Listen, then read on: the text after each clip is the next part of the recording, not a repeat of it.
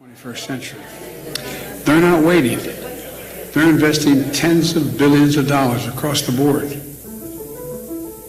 America is a country of innovators. For decades, American ideas, made real by American workers and American investment, have improved the lives of people across the globe. The world is healthier, safer, smarter, and freer. because of the innovations and hard work that Americans have brought to it. And those innovations and the jobs that they create have been made possible by dozens of companies who continue to invest in our future. The companies that invest to support new ideas. The companies that invest to support new jobs. The companies that invest to help us all continue to live healthier, safer, smarter, and freer than we ever have before. And those companies that invest more than the others, those that take the risks that have given us the greatest rewards, are our investment heroes. Since 2012, the Progressive Policy Institute has been keeping track of these companies to understand how they work, how they compete, how they succeed. And every year, we go back and study it again. Which companies are investing, creating jobs, and changing our futures? What we've learned is that today looks a lot different than it did in 2012. The U.S. economy is ruthlessly competitive, and our investment heroes have changed as they've been confronted with new competitors, market dynamics, and the pandemic. Let's go back to our 2012 report when 3 telecommunications companies were on the top 10 of our list. Back then, AT&T, Verizon, and Comcast combined to invest $42 billion as Americans became more mobile and broadband became more important. Other companies were right behind them, investing in their businesses and creating American jobs. But only one tech company, Intel, and one retailer, Walmart, were in the top 10. From there, what we saw was dynamic proof that in our country's hyper-competitive economy, innovation is happening all around us. Over the years, we saw a fundamental shift with enormous investment spending coming to bring new technologies, while investment from the energy sector comparatively fell. We now see Amazon at the top of the 2023 Investment Heroes list, competing with Walmart, with both companies investing in distribution centers that have driven online shopping and helped Americans save time and money. This competition created hundreds of thousands of jobs across the country. Today, there are fulfillment center workers, electricians, drivers, data analysts, healthcare workers, and even restaurant owners that have jobs and livelihoods because of these investments. In tech, Alphabet, Apple, Meta, and Microsoft have all joined Intel as major drivers of U.S. investment. AT&T, Verizon, and Comcast remain investment heroes, making long-term investments in upgrading networks to support millions of Americans working remotely. We see automakers focused on building next-gen electric cars here in the United States with American workers. We see companies like United Airlines investing in fuel-saving planes to be flown by American pilots and maintained by American mechanics. Not only are these companies creating high-quality jobs for workers, their investments are also ensuring current and future workers learn the skills they need to remain competitive in our economy. For example, Amazon's Career Choice program is an education benefit that empowers their current employees to learn new skills for career success. At Amazon or elsewhere, they offer a range of options including fully funded college tuition, foundational skills, and career certificates to meet learners where they are on their career path. Similarly, United has developed 2 programs to develop talent pipelines in the aerospace sector. Their Calibrate program is an apprenticeship where individuals get paid while they learn the on-the-job skills to become a United technician. Aviate is United's industry-leading pilot career development program, offering aspiring and established pilots the most direct path to a United flight deck. And we're looking forward to what's next. Because our investment heroes aren't just bringing ideas to life. They're supporting the lives of millions of workers in communities across the country. They're creating good quality, high-paying jobs that will help the United States remain globally competitive for the next generation.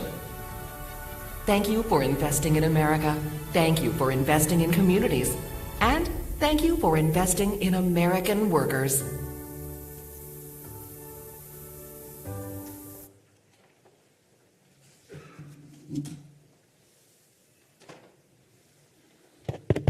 Good afternoon, everyone.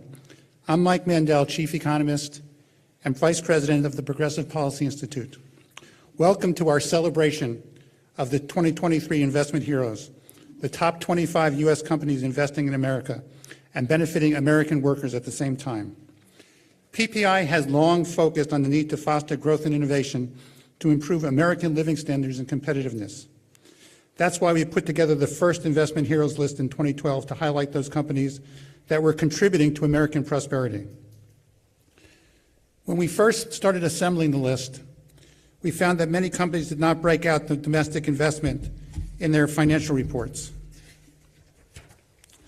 So with much scratching of the head, we figured out a way to estimate the domestic capital spending of companies using only publicly available financial data, and we ranked them.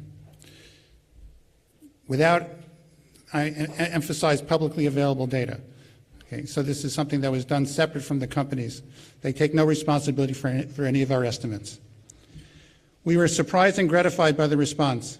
So we came back and did it again the next year, the year after, and the year after. And as our rankings changed, we could see how the U.S. economy was evolving over time. A decade ago, it was a much different world. As the video noted, the top 10 of the 2012 list had only one tech company, Intel, and only one retailer, Walmart. So that brings us to 2023 and this year's list. I was advised only to read out a couple of the names, but I decided I want to read out all 25 and make it sort of like a graduation ceremony. But don't worry, you don't have to come up to the podium.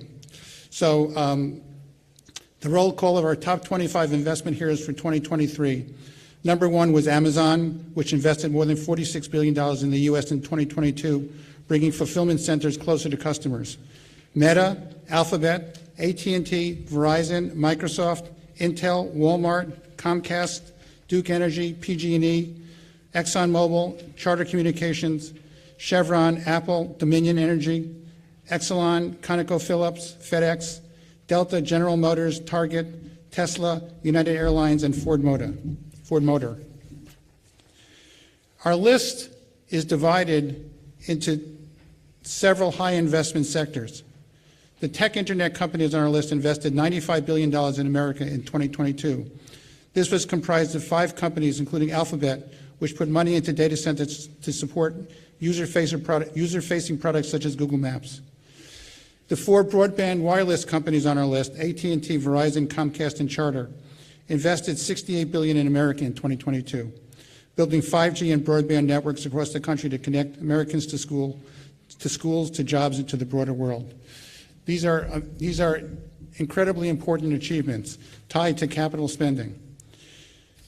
The 3 e-commerce retail companies on our list invested $66 billion in the U.S. in 2022 as Amazon, Walmart, and Target competed to serve customers better. These investments showed up both as lower prices and time savings for consumers. And we as economic statisticians don't always measure the time savings, but they're very important. The 7 energy and distribution and exploration companies on our list invested $61 billion in America's energy transformation in 2022. Completing the list of sectors, the 3 transportation companies on our list, FedEx, United, and Delta, invested $17 billion in facilities and equipment to better move goods and people, up 25% since 2019. And the 3 auto companies on our list invested $16 billion in the U.S. in 2022, up 27% since 2019, riding the wave of the electric vehicle revolution. Collectively, these 25 companies invested $324 billion in the U.S. in 2022, up from $235 billion that they invested in 2019. That's 2019, of course, is the last year before the pandemic. That's a 38% increase before inflation. It's also much more than the 15% increase in overall non-residential investment that the government measures. That means our investment heroes are not only investing a lot in the economy, they're also investing. Their investments are growing faster than other companies. It's important to make the point here that along with this increase in capital spending came an increase in jobs and pay as well. This is important because people sometimes equate spending on technology and equipment as a way to replace workers. It's such a large part of the debate over artificial intelligence right now. But what we found in our analysis was a much more positive story. The industries corresponding to the high investment sectors on our list added 1.3 million U.S. jobs between 2019 and 2022, accounting for 55% of private sector job creation in this period. What this means is that these industries, the high investment industries, the tech industries, the broadband industries, the e-commerce and retail industries, were generating enormous numbers of jobs even as there was huge capital investments. Capital investment and job creation go together. It's a very important point that is often missed. The leader in the job creation was the e-commerce retail sector, which added more than 800,000 jobs between 2019 and 2022, as job gains in e-commerce fulfillment and delivery more than made up for any losses in brick-and-mortar retail. The combined tech, internet, broadband, wireless sector added almost 500,000 domestic jobs as well. And wages rose over this period in the high investment sectors. We found that real wages per worker in the high investment sectors rose by about 6%, a slightly larger gain than the rest of the private sector. High investment, high job creation, high wage growth. More than that, these high investment companies are not just spending on intangible assets. They are also doing what they should be doing, investing in the training and education of workers. These outlays on people are not added into the capital spending figures in financial reports, but they are exceptionally important, as our following panels will show. And now I wanted to introduce the rest of today's program. I'm going to pass it over to PPI's founder and president, Will Marshall.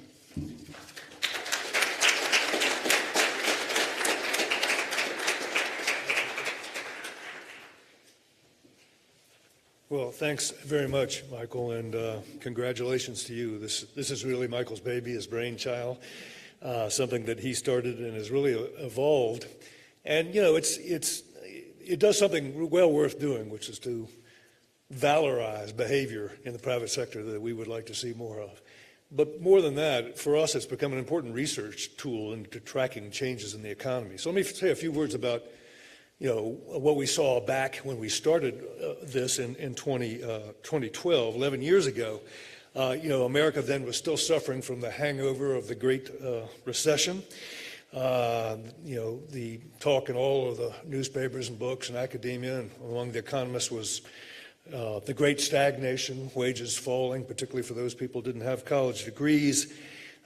People had a lot of angst, appropriately, I think, about the offshoring craze that, as many analysts noted, seemed to be good for investors and maybe companies, but bad for American workers. And the disturbing gaps, in disparities in income and wealth got worse in this period, and people were obviously very concerned about it. And there was a moment of a populist overheating, I think, of the atmosphere in which, we started hearing about the death throes of late-stage capitalism, and, socialism suddenly became all the rage among young people, progressive activists particularly. But what really did seem dead wasn't the whole American economy or economic system, but Americans' congenital optimism, the belief that in economic progress, a belief that the future would be better than the past, that each generation would do better than the previous generation, and that cycle was continue. And what really has happened, and the most, profound change in that period was that people stopped believing in that.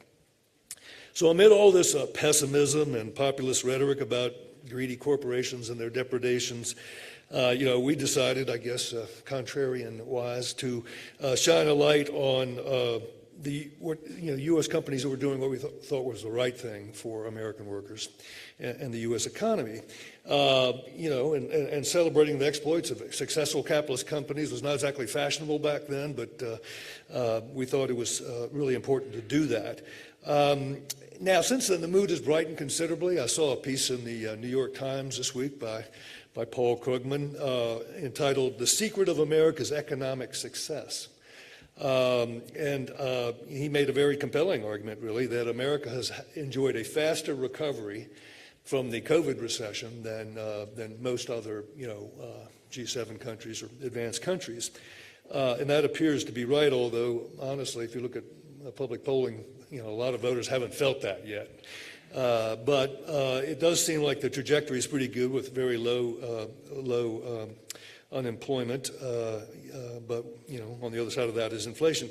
But in any case, what was striking about this piece in the New York Times was that the focus was entirely, the reason for America's swift rebound, according to Paul Krugman, was entirely government spending, a Keynesian dollop of stimulus. And I think, there's a lot of truth to that too, but there's not one mention in the piece of private investment flowing into the economy.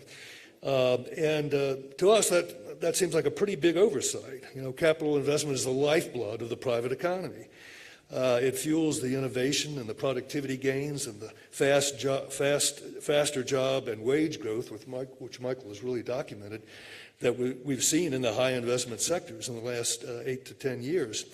And it fuels that entrepreneurial dynamism that still defines the U.S. economy and that we hope will always define it. And as Michael said, that dynamism is evident in the change between 2012 and now. Only one tech company on the list of heroes back in 2012. Now they dominate. So much so that there's a lot of angst out there about the power of big tech companies and desire to discipline them or regulate them or even break them up. And we understand all that, but we ought to keep this fluidity, this fast change in the U.S. economy in mind as we think about that. I want to make an advertisement for us at PPI. We've just launched a new project headed by Diana Moss, who's one of the nation's leading experts on antitrust law and policy. Diana, thank you, is back in the back of the room there. And we're going to take a very systematic, sector-by-sector look at economic concentration across the American economy. Because big, powerful organizations do merit scrutiny, whether they're corporations or whether they're big government departments or whether they're New York real estate empires. You got to keep your eye on them. But big, powerful, but big doesn't always mean bad. And big companies always played a really seminal role in the American economy.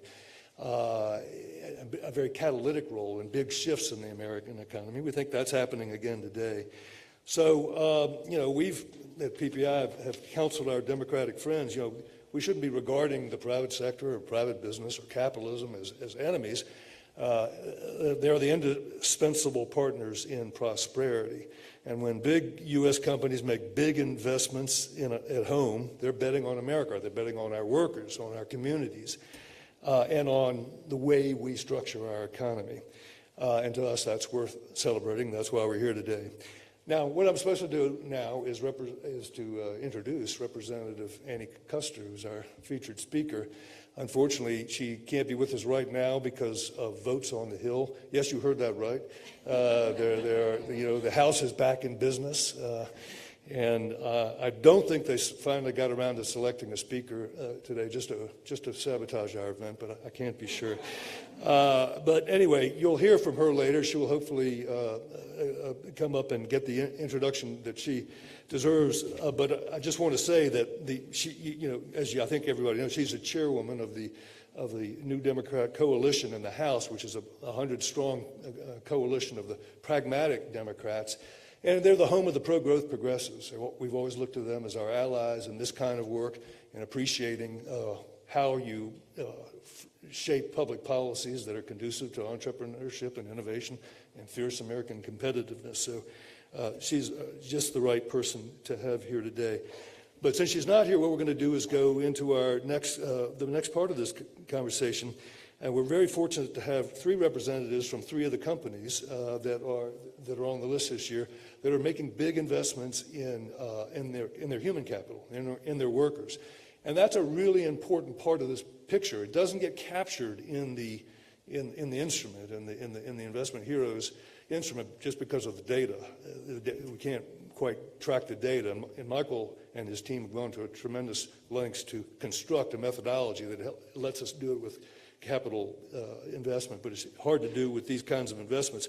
But they're growing, they're important, they're crucial for the future of our, of our workforce and reversing the trends that we've seen toward inequality. So without further ado, I'm going to ask my colleague Taylor Magg to come up and the panelists to come up and start that discussion. Taylor is the director of PPI's New Skills for the New Economy project, and she's really a font of really creative ideas for how we can begin to construct in the United States a rigorous system of post-secondary training for non-college going people, which happens to be the majority in this country. We're always lavishing new benefits on the people who go to college. There are reasons for that, but we think that those who don't go to college have been neglected in public policy, neglected in national policy, and that we want to rectify that with the great work that Taylor's doing. So without further ado, over to you, Taylor.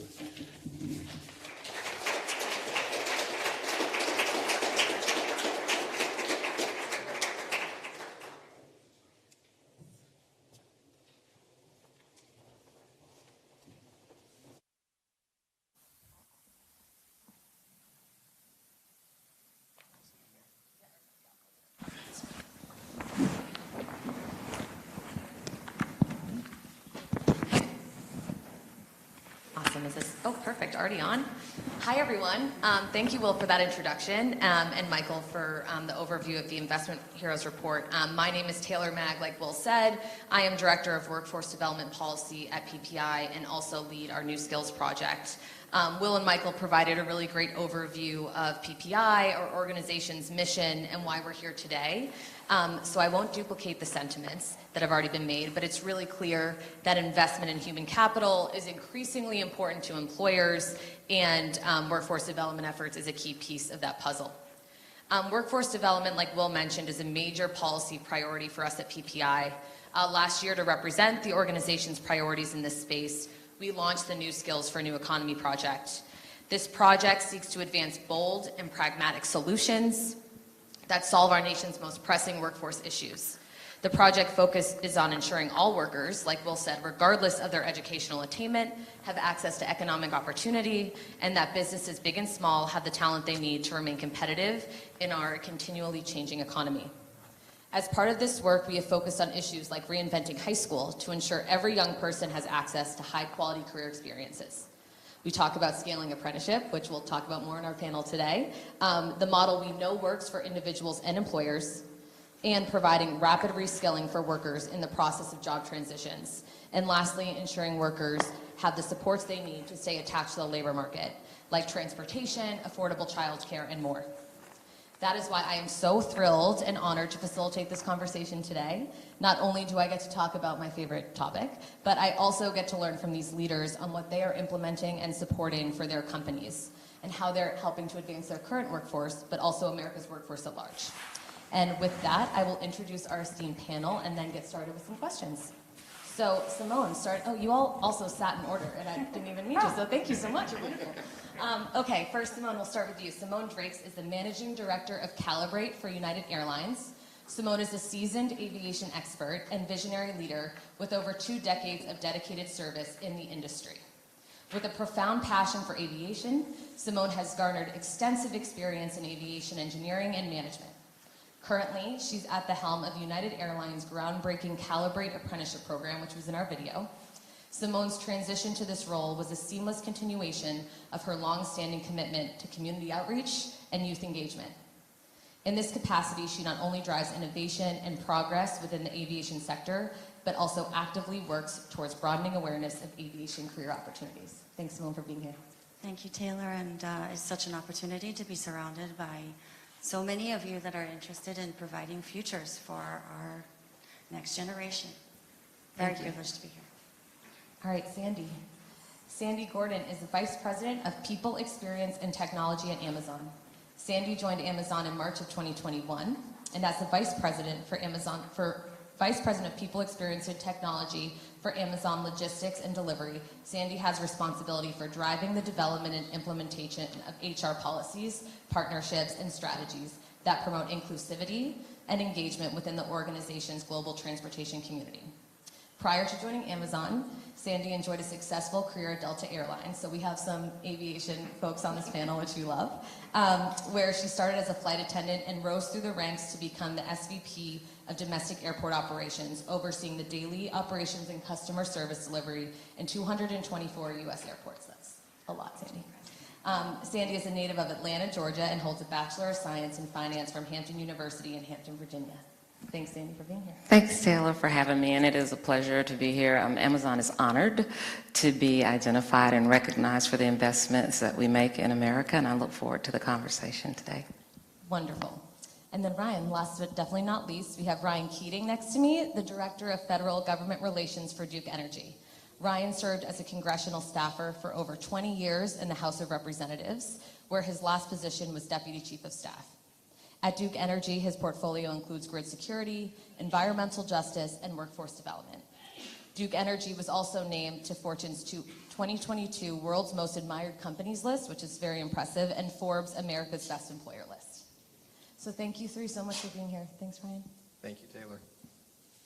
Okay, awesome. Well, I'm going to stop talking after I ask this question and pass it to my panelists. But, I'm going to kick it off with kind of a broad, high-level question for you all to answer. Like Michael and Will have both stated, Will went through kind of the history and some of the economic transitions we faced since 2012, but it's very clear we're living through a very interesting time for a lot of reasons. But today I want to kick off with one phenomena, which is our nation's economy. We're currently in one of our tightest labor markets in U.S. history. Employers like yourself are facing worker shortages across the board, while our workforce participation has not fully bounced back from pre-pandemic levels. We're getting there, but we're not quite there yet. On top of that, automation and technological advancement are rapidly changing the way we do business. So as large employers with presence across the United States, can you speak to your unique experiences navigating the current landscape? What are your most pressing challenges, and how has that influenced your company's workforce development efforts and investment? And I think I'll just go down the line to start. So Simone, I'll start with you if that's okay. Fantastic. I think the aviation industry is such a unique market sector because it's like a hidden workforce of different talent. Not very many people get a chance to see behind the curtain, behind the floorboards, behind the seat panels and such. You mostly see the pilots and the flight crew, which by any chance should be celebrated. But the unique skills that you need to maintain safety of flight, make sure that your systems checks are performed by skilled workers. Traditionally, those skilled workers would be employed by other industrial type organizations. And so as we progress to greater automation, we have to come up with different ways to create that skilled labor force. That in combination with United's immense goal of 800 aircrafts in the next couple of years, we have to develop that workforce to support that future network of aircraft. And so we came up with a multitude of strategies, and fortunate for us, the pilots came first. They were 4 years ahead of us, and so we had a really good roadmap to mirror in our partnerships. We have created unique partnerships with schools, with nonprofit organizations such as OBAC, Women in Aviation, other community organizations so United has a lot of community engagement. We have from tech ops, flight ops, airport ops, network ops, they all have their unique way of giving back. In addition to that, United also sponsors volunteer business resource groups that specialize in different areas. There's a veteran group, there's a UN PAC, which is about women in leadership positions. There is Beacon, which was a post-George Floyd event, a people of color, supporting the communities in that way. So we leverage those organizations to build our network for future generation workforce. The next phase of that was, how do we create our own? We have an immense amount of talent within our community. We have 35, 45 years of experience that we know are going to walk out the door someday, right? So what better way of developing the specific needs around United's culture, around United's specific policies and procedures, by allowing them to give back to the next generation. And that's how the maintenance technician apprenticeship program came about. And I'm excited to talk more about that with you today, Simone. Awesome. Sandy, I'll go to you next. Yeah, so that's a great question. As a company that's continuously growing and searching for dynamic individuals to join the team, especially in the operations space, we are always looking for what's the great way to go get this talent. And we find that the primary way to do it is by offering great jobs with wonderful benefits. And as such, let me flag an example of the great job philosophy. Just as you all know, fourth quarter is a very big time for us at Amazon. Not that any of you know anything about brown recyclable boxes arriving to your home. But because that is such an important part of the time for us, we just recently announced that we are recruiting 250,000 new Amazonians for our fulfillment, our customer fulfillment, and our transportation roles. And every year, we review our wages and our hourly pay to make sure that we are still able to offer great opportunities. So while we're offering these part-time, full-time, seasonal roles, we are also able to partner it with really great pay in that we will be offering, our pay rate will be double that of the federal minimum wage, at an average of up more than $20.50 an hour. In some of our locations, we actually have starting wages that are at $28 an hour. And so when you think about that and the impact that that has, it's pretty significant and it is attractive. But also being able to offer the fluctuating kind of opportunities, be it a part-time for someone who's looking to make a little extra money, or that seasonal work where someone's able to do it for the season, or someone who's looking to have the first steps in building a rewarding career with Amazon. We're able to offer that, and we're able to offer that at what I would consider competitive wages. And then I can't downplay the investment that Amazon makes in this, because in the past 5 years, we've invested more than $10 billion in our employee wages. And this year alone, we've announced that we will invest $1.3 billion into the wages for our customer fulfillment and our transportation employees. So this is what we use to attract that talent into our walls. Thanks, Sandy, and that's amazing. I know also, not to make you talk about it now, I'll have another question, but your benefit structure at Amazon is really powerful too. I don't know if you want to quickly mention that before I will. Thank you for that. It's a lot going through my head right now. So our benefits are really impressive as well, I think, in that not only do we have the wage, but we give you health care, and you have access to 401k. Your access to health care for our full-time employees is immediate. There is no waiting period for you to access that. And so that's also very good. I know as we go through the rest of the time, maybe we'll get a chance to talk about some of the other benefits that are there. But we also have what we call our Career Choice Program, which is an opportunity that we can go into further, but it gives our employees an opportunity to further their career aspirations and gain the skills that they need through education or skills-based training, all without the weight of student debt. And that is a tremendous, I think it's one of the more impressive programs that we have available. Thanks, Sandy. Awesome. Brian, pass to you. First of all, I'm very happy that all the money I'm spending on Amazon is going to such good causes. Thank you very much. My wife and I appreciate that. In terms of the challenges that you talked about, I think it's important to note that in the utility industry, it's a mature industry. So our challenge is overcoming that perception that there's not a lot going on, when in fact, in the midst of this global and national energy transition, it's driving a lot of innovation at Duke Energy and companies throughout our industry. And I think we have to tell that story. We have to go out and we have to say to people who, might be thinking they like energy, they want to get into this, we are, at the leading edge of that. We are going to be entirely out of the coal business, Duke Energy, by 2035. We are, on pace to be net zero by 2050. And so all of that is driving huge amounts of innovation at Duke and throughout the industry.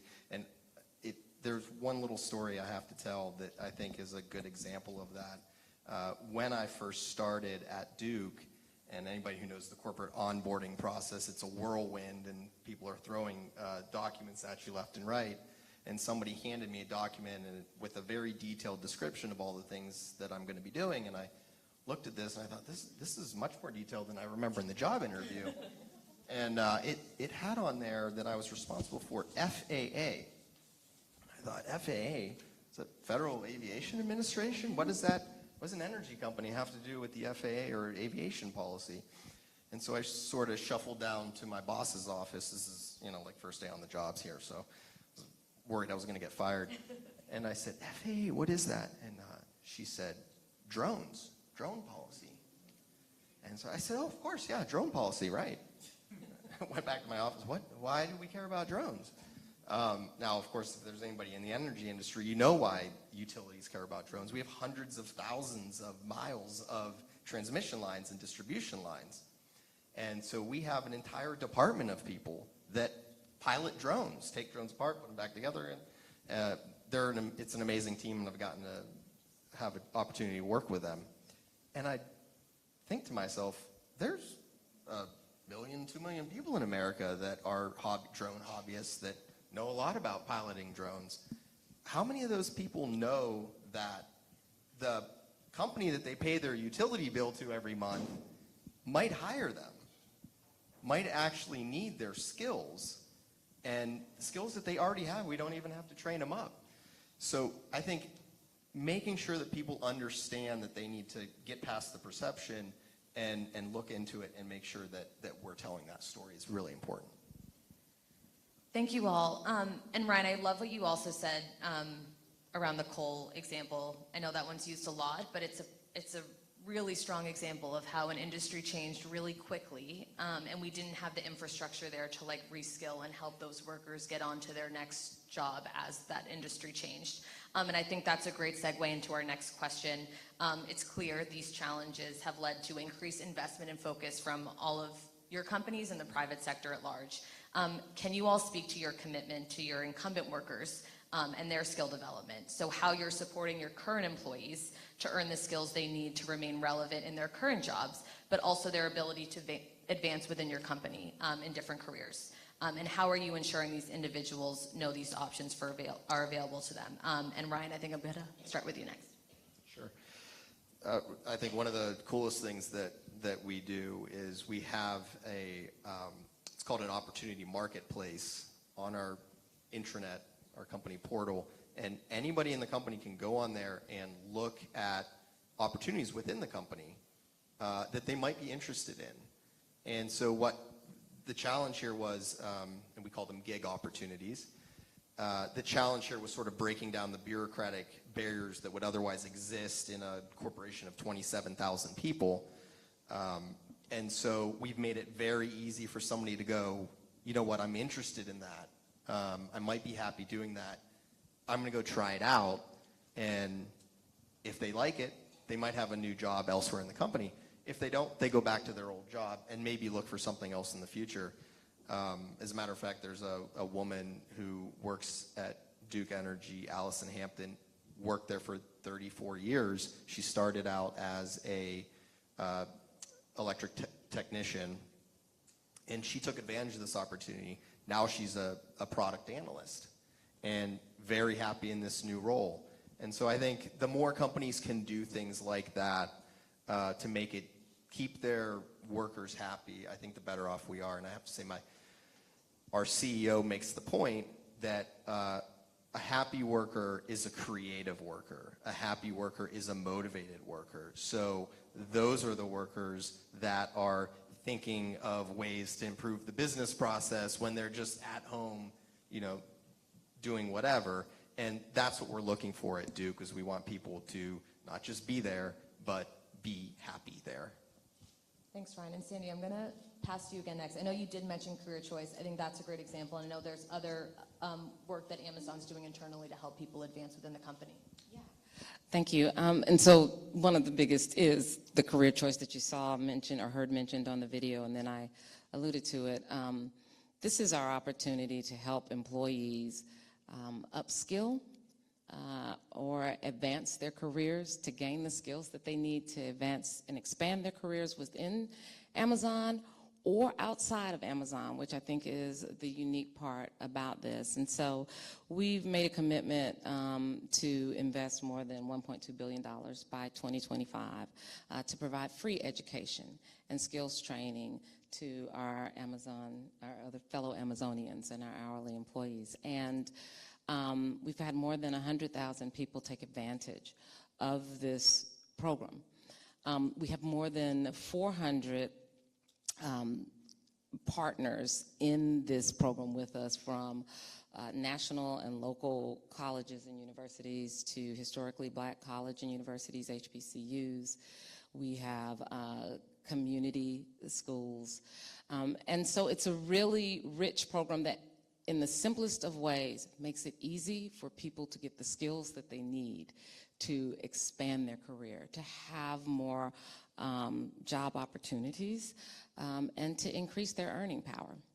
And that's really important, to be able to do that without the pressure of college tuition.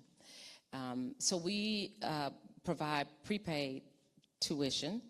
We also do other applicable fees that go with the schooling. But in addition to that, we have a program where it's also, if you want to learn skill-based training, inside there are 10 different skill-based trainings that we offer that give our Amazonians an opportunity to expand within their existing footprint at Amazon. And then if you think about it, also in the video and when we were doing the opening remarks, we talked about the fact that there are many Americans who do not have a college degree, and that's not the path they want to choose to take. But we also have people who, for whatever reason, have struggled to get GEDs or to high school diplomas, and Career Choice allows us to also offer that to our employees, the opportunity to get that, and then foundational skill-based learning, which is English proficiency, et cetera. If I can, for just 2 seconds, indulge me. We have an employee, Megan Coughlin, who is one of our process assistants. We call them PAs. And for Megan's, all of her education had been through homeschooling. But she didn't receive her formal high school diploma. She became an employee with Amazon and then started expressing interest in gaining the skills she needed to progress. Through Career Choice, Megan was able to obtain her GED, high school diploma, and then she subsequently decided to go on and is now in a community college in San Antonio, Texas, getting her bachelor's degree in accounting. That's what Career Choice does, because she's able to do it without being saddled with the debt of college tuition. So it's a really good program, along with the other trainings that we offer. It's such a good program, and what I want to get to, and I just want to add, I had the privilege of visiting one of your facilities in Seattle, and we saw the Career Choice site, and what's also so amazing about it is that you're providing those educational opportunities often even where the workplace is. So workers don't need to travel far to get the education and skills they need, and you're really meeting them where they are, and I think that's just removing as many barriers as possible to that skill development is just so critical, and so it was very cool to see in person. Yeah, thank you for calling that out, because that's an important part. Part of it, yes, the biggest part is probably getting the tuition and being able to afford the education, but the other part is creating the environment that allows you to be successful in it. And when you think about transportation between the building that you're working in and getting over to school or to the campus, et cetera, our ability to offer classes in the site makes that much easier for our employees to be able to be successful. Thanks, Sandy. All right, Simone, I'll go to you. Many that are not familiar with the aviation industry, we are heavily regulated. Most of our jobs require a level of licensing, which then creates a barrier for entry. So United is unprecedented that in the maintenance environment, we are facilitating an up-level of the existing employee workforce to attain their airframe power plant license, and that's calibrated. With the AVA program, again, it was also, I would say, first consideration for the internal employees to pursue to get their pilot's license. I know I was one of them. I went to Embry-Riddle Aeronautical University with the dream of being a pilot, and I looked at that bill and I was like, that's not going to happen, Simone. You got to pick something else. So I became an engineer and mastered that skill. So I'm really happy to be part of United in this journey. I know that it seems as though, the growth is emphasizing a lot of this, but it's about the passion. We have a group of leadership team that is heavily invested, personally invested in seeing, the financially disadvantaged, the community that does not have a four-year degree, attain those accreditations supported by the FAA, very high level of safety. That in association with our very large union workforce. Like, we can't do this without their help. And you would not believe the measures that the union workforce has gone to, and this is the International Brotherhood of Teamsters for my program, have gone to make this happen.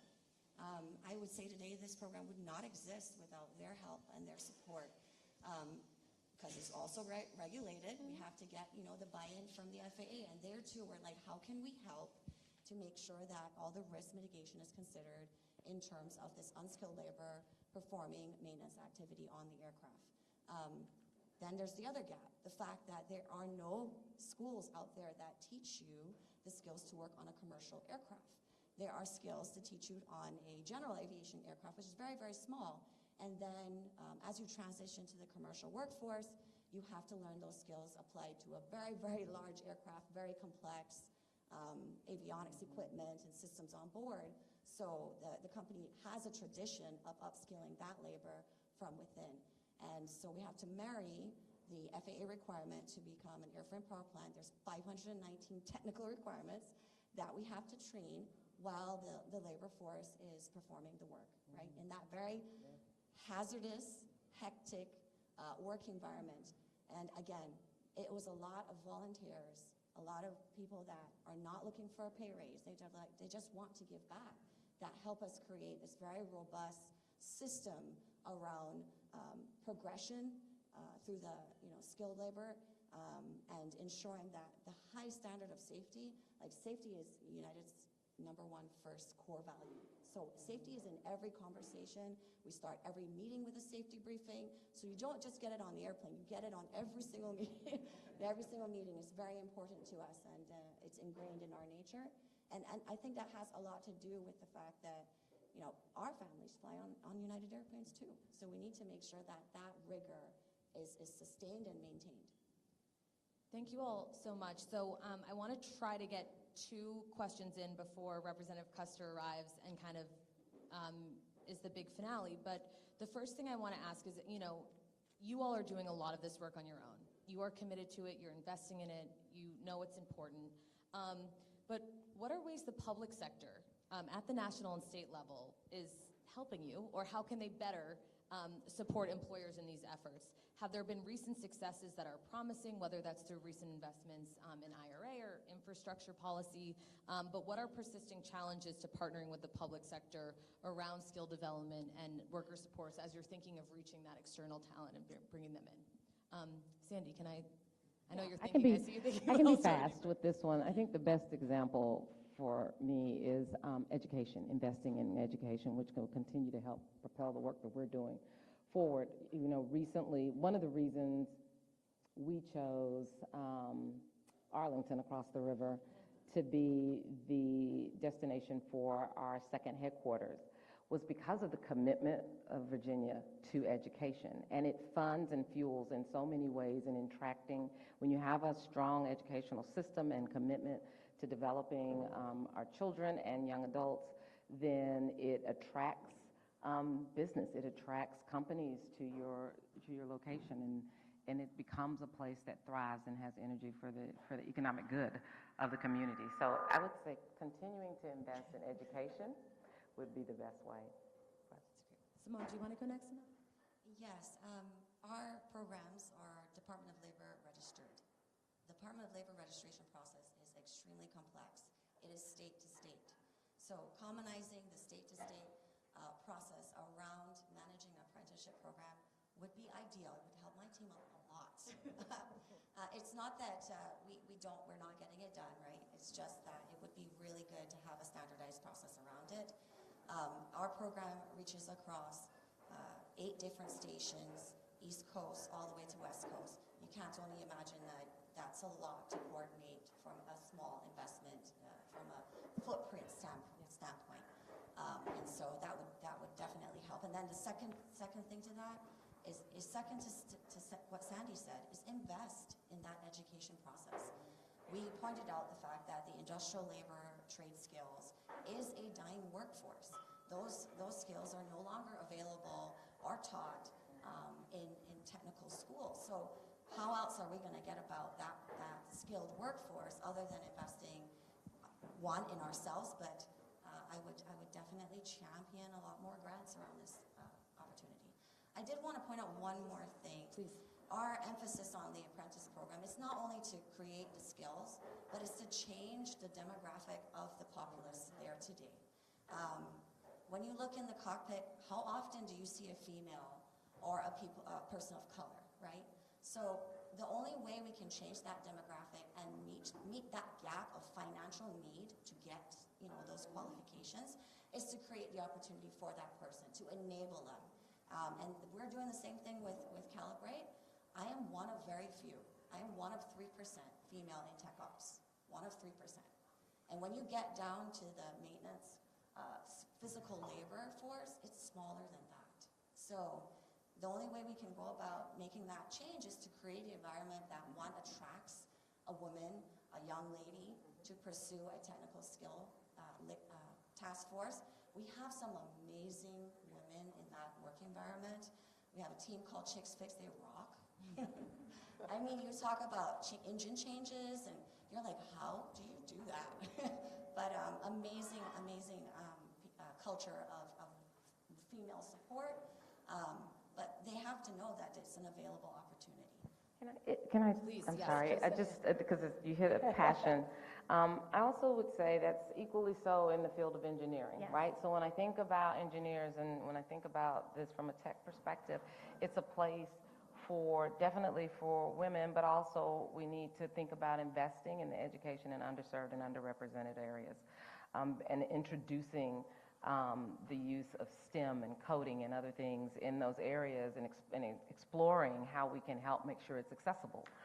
There's a lot of good work, again, with Project Kuiper and some other things that we have at Amazon that help us make sure that we're making access to internet capabilities and the ability to see and experience those types of, be exposed to those places and fields so that you can know to develop. No, thank you both for adding that. And I'm hoping in our last question, I would love to go into more detail on that.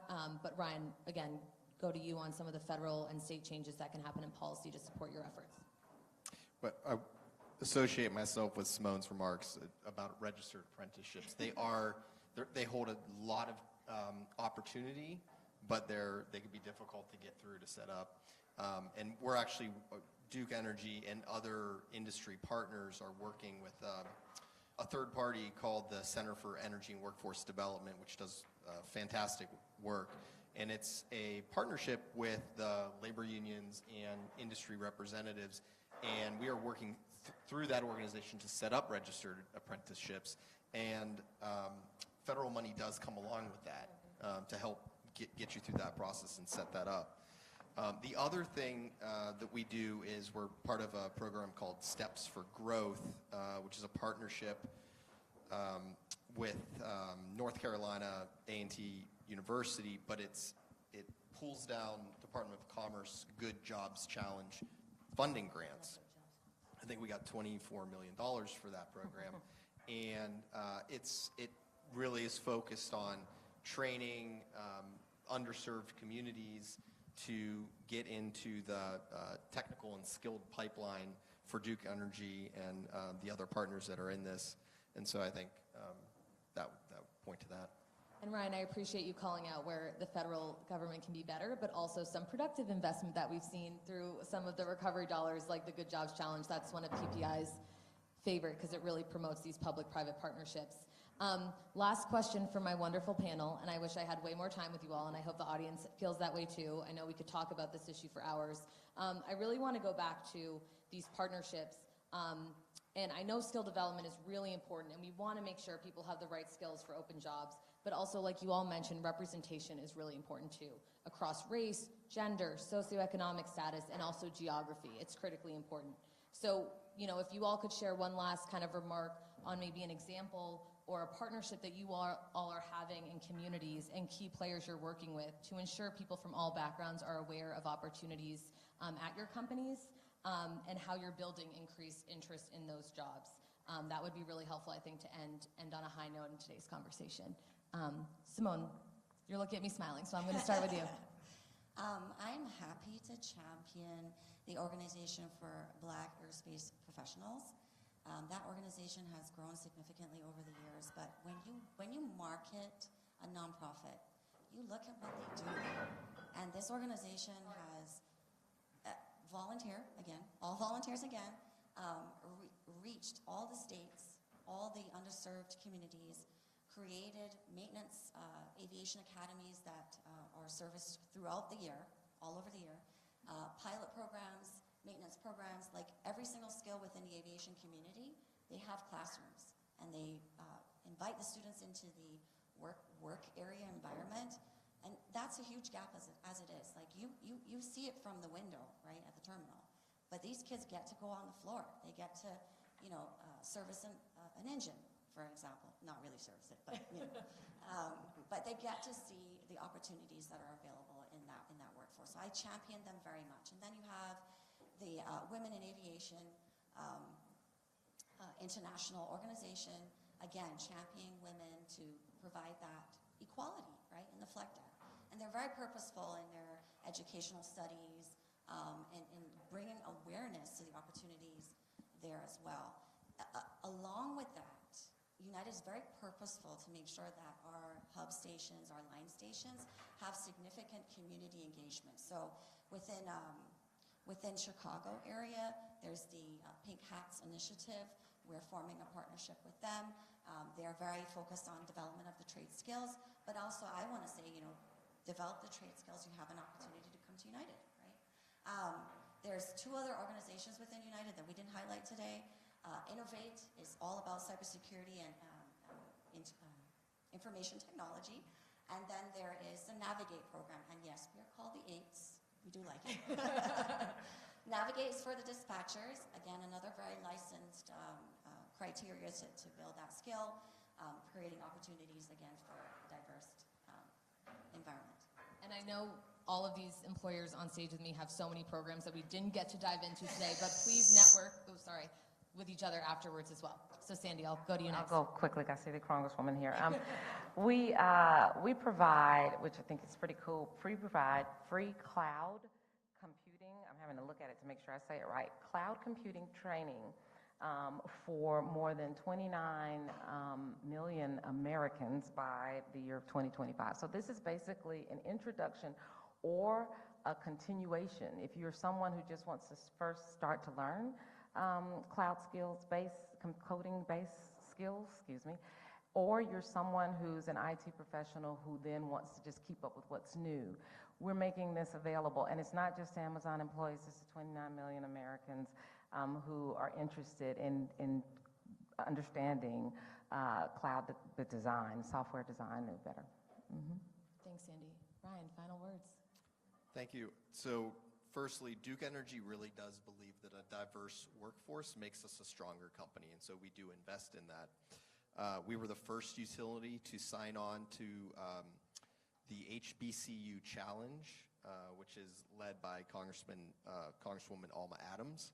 And through that program, we've done a lot of work in recruiting and training out of the HBCU system within our footprint. In addition to that, we also partner with She Built This City, which is a fantastic program that helps bridge women into the skilled trades into lucrative jobs that are currently heavily dominated by men. In fact, we're going to graduate, I think, 5 women line workers out of that program in December. So very, very proud of that. Yep. Awesome. Well, that's a great place to end. Again, wish we had more time, but thank you all so much for being with us today, and thank you all for listening. Thank you.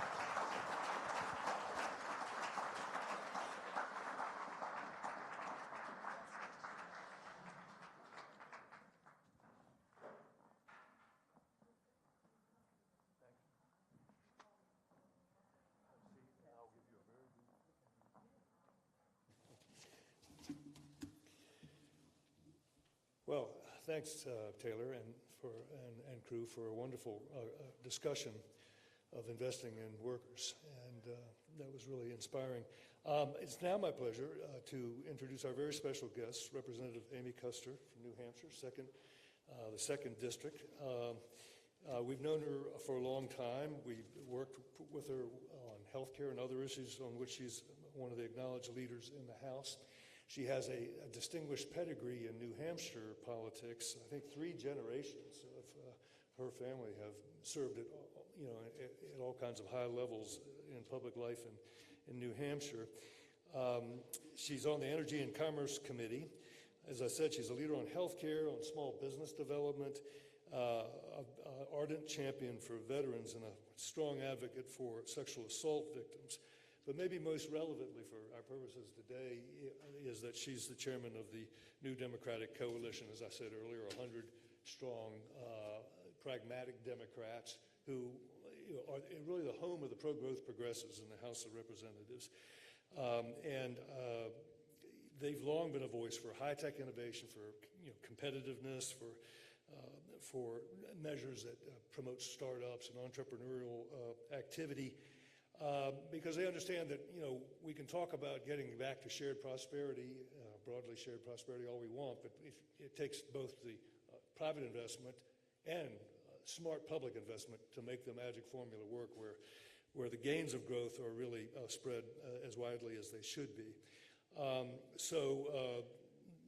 Under her leadership, the New Democratic Coalition has become a go-to place from the White House. We hear this from our friends there when they need a strong, cohesive bloc of Democrats to get behind a good measure, they turn to the New Dems and her. And she's also probably the only one in Congress who's had her dance moves featured on Saturday Night Live.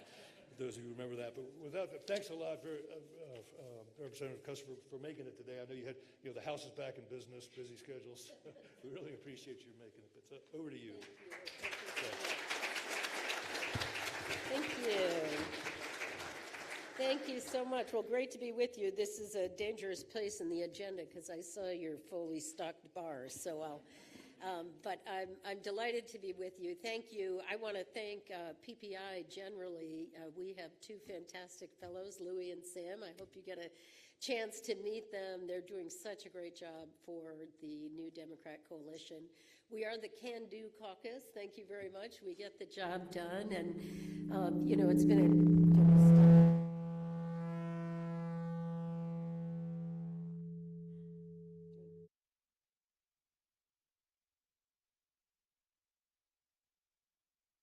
We got to mic it all. There we go.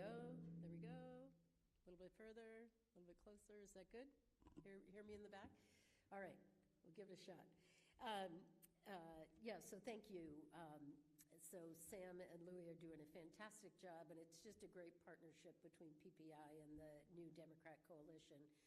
Our job so far this session, since January, since the first round of 15 speaker votes, was that we have come to the aid of the White House and, frankly, the country when our colleagues across the aisle have come close to derailing our economy now twice. So back in May with the debt ceiling negotiation, New Dems were the first group to step up and publicly support the agreement that was reached between the White House, the Senate, and the House negotiators, Mr. McHenry and Mr. Graves. And I think we did really do a service, not just, as I say, not just for the White House, but you'll remember how jittery the markets were that week of Memorial Day weekend. And we came out on Monday and first thing Tuesday morning, with television and media just to say, you know, we're going to get this done, be calm,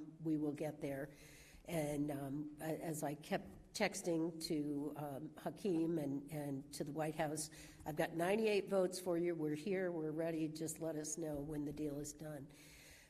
And that was a very bipartisan vote. It turns out maybe a little bit too bipartisan, and I think that was probably the beginning of Mr. McCarthy's troubles. But then just a few weeks ago, we also were the first ones out of the gate to support the agreement to keep the government open for the CR. And I think we were just talking backstage, I'm pretty sure we'll be called upon again, because I think our new speaker, Mike Johnson, is already sort of foretelling where we are headed. He has given his caucus a roadmap for where he intends to go, and that it will include a continuing resolution. He says that he wants to pass all 12 of the appropriations bills, but we'll see how that goes. He's starting right in this afternoon. The debate on the water resources is starting right up. So, but we all anticipate, if anybody wants to have any kind of holidays at all, including many of you, and certainly for us, he anticipates a CR when we hit that November 17th date. And I think they're looking at a date either January or April, depending upon what he can get passed in his caucus.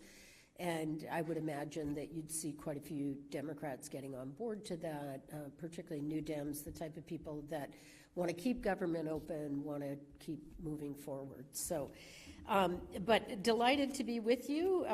You know, we are the ones, as I say, we're getting the job done, but it has been very challenging in the environment that we find ourselves in.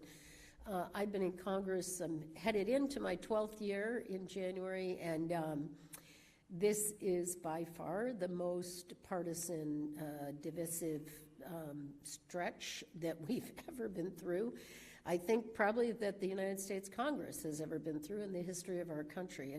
And we don't take any great comfort from this. You know, I love making history. It's certainly going on Saturday Night Live was fun, but sitting around waiting for 3 weeks while the government is not functioning is not fun. And look, you know, I'm glad that we're moving forward. It is a big challenge for us that they doubled down on the most extreme aspect of their platform, and you know where we go from here is really a big test for everyone. So what I wanted to talk about, though, is just our role in working with the business community and how we can keep the country moving forward, how we can keep moving forward on the incredible work that I think we did last cycle with a 5-vote margin. I like to remind people that we had a 5-vote margin.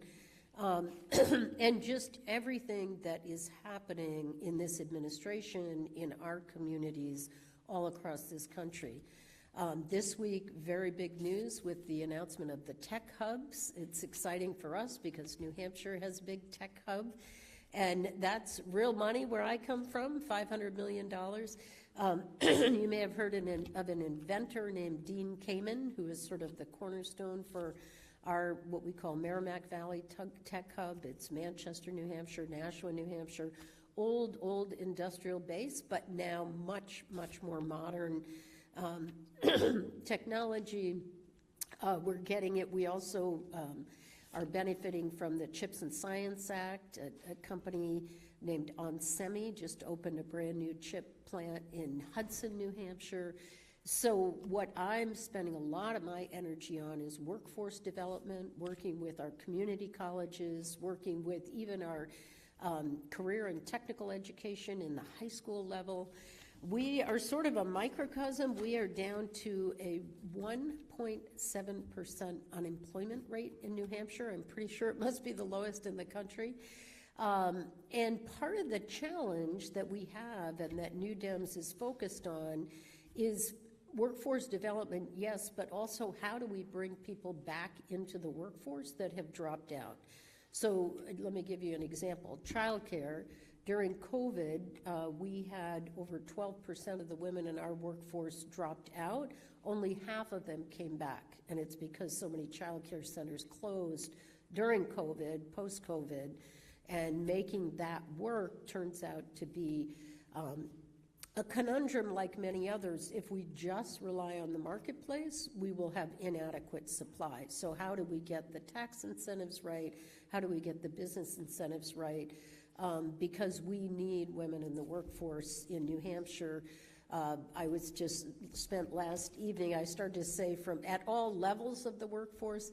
I'm a graduate of Dartmouth College, and we have our first female president in 250 years. And she's fantastic, Sion Bylock, and she was here in D.C. last night for a big event. But throughout, she actually had a big event on Capitol Hill yesterday about women in STEM, women in engineering. Dartmouth leads the way. They are the first university college to have a majority of students in their engineering graduate school be female. And so these are the kinds of things that we want people to grow. We want the economy to grow, but we need everybody to have an equal opportunity. The other issue that's hit us very, very hard is mental health and addiction. We were hit hard by the opioid epidemic, and now we're all the way up to fentanyl, and methamphetamines have come back. But it really is challenging when you lose thousands of able-bodied workers who are not able to be there 5 days a week, getting to work on time, productively producing for their company, and being citizens in their communities. And so this is also an area that was not typical for New Dems, but because of these workforce challenges, this is an area where we can partner with the business community, work on innovative solutions. And both of these issues have been and should be bipartisan issues. These should be, we should be able to engage the business community, engage people on both sides of the aisle. So a lot of work going on there. Also, just generally, global competitiveness, obviously the supply chain issues, working with Secretary Pete Buttigieg. We have a very strong relationship with him, with New Dems, and working through both the infrastructure issues, the bipartisan infrastructure bill, and we're all very excited about roads and bridges and highways coming into our district, but also ports and airports and clean water and broadband, not coming through. Gina Raimondo also came to see us and talk about that.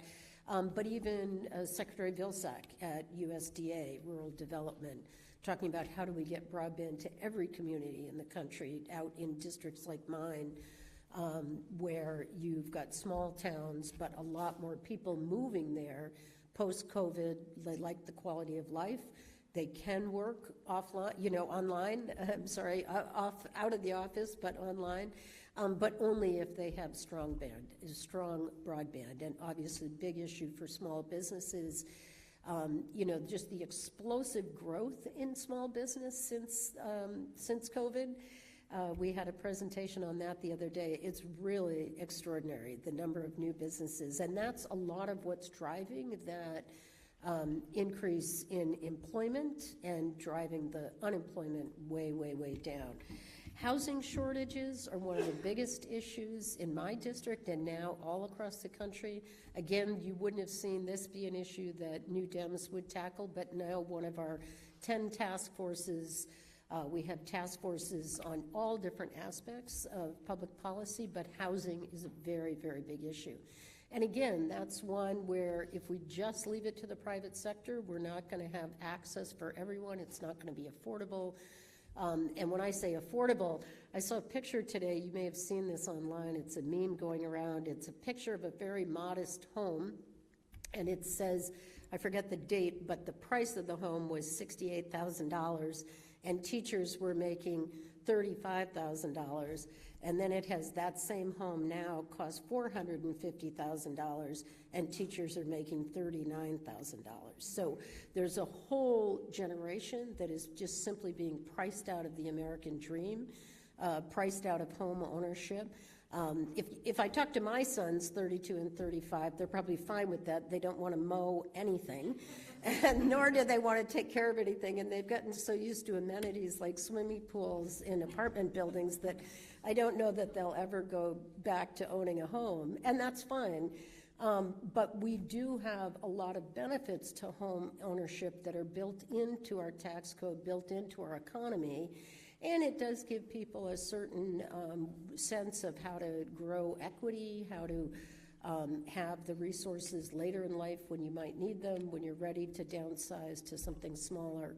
So we just need to think through all of these things with a lens toward fairness.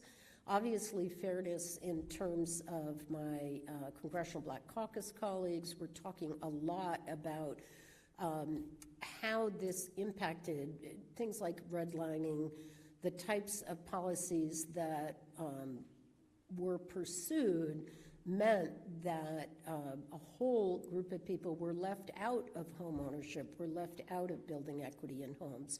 So what can we do differently that either makes it available to everyone, or we decide to change the way we build equity, but we want to keep these incentives fair, and I think that's a big issue for us.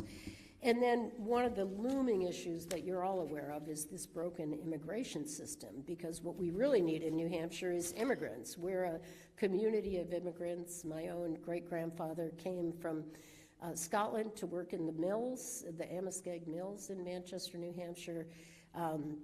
His son then did become governor, and it is a beautiful American dream story. But that's very difficult now because we have such a bottleneck on immigration. We happen to be a refugee resettlement area, so we now have, in that same town, Manchester, 63 languages in the public school, and it's a beautiful mosaic of people bringing incredible talents and much, much better restaurants to New Hampshire. But this is something that we really need to solve for going forward, because now we have so many immigrants coming over the border, but they're not getting the work permits, they're not getting the opportunity to work, and that's just the nightmare scenario. That's the worst of all. If you look at some of these cities where they're ending up, that's the worst of all pictures. So. Access to mental health services, I mentioned, to addiction treatment, to paid family and medical leave, all of these are issues that we need to lean in on so that we have a robust workforce for all of you. You know, I'm sure that the average business executive these days is spending a whole lot more time than they ever anticipated on issues that are more than just selling widgets, but it's making sure that you have a workforce that's showing up every day ready to get the job done. And it's interesting, this is an anecdote, but it kind of sums it up. Yesterday we had a presentation. We have weekly lunches and have cabinet secretaries and such come in to talk with us. And the deputy secretary of the Department of Defense came in. And she was fascinating. She was a really very compelling person, but she spent almost the entire time talking about these issues that I've just been talking with you about, because recruitment and retention is the #1 issue for those who keep us safe every single day. And so it was sort of brought it all home for me that we're on the right track to be thinking of these things, but it's interesting to have a budget the size of the Pentagon and still be focused on access to childcare, access to mental health treatment, access to quality, affordable housing. And the one thing that they have done better than anyone else, and I hope people get a chance to see the study that was written up in the New York Times last week, which is they have the best school system in the entire country, is the Department of Defense school system all across this country. So that bodes well for our future. But it's great to be with you. I thank you for everything that you're doing in terms of public policy and in terms of supporting the work of the New Democrat Coalition. Please do look us up online, follow us. We call it the new Dems. We've got a new face. We've got a lot more diversity in our ranks. We're, as I say, almost 100 members, and we've got a lot of great programming coming up. And just as a little teaser on the way out, I'll tell you that we are launching a foundation that is going to it's going to be called Renew Democracy Foundation, which is, we love the new Dem in the middle of Renew Democracy. That'll be a fun logo.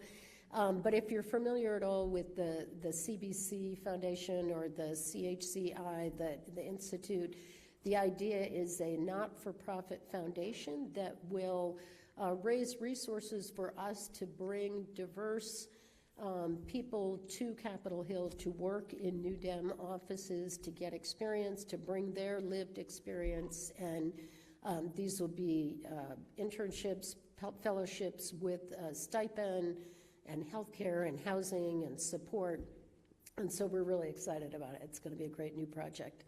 So thank you so much. Great to be with you.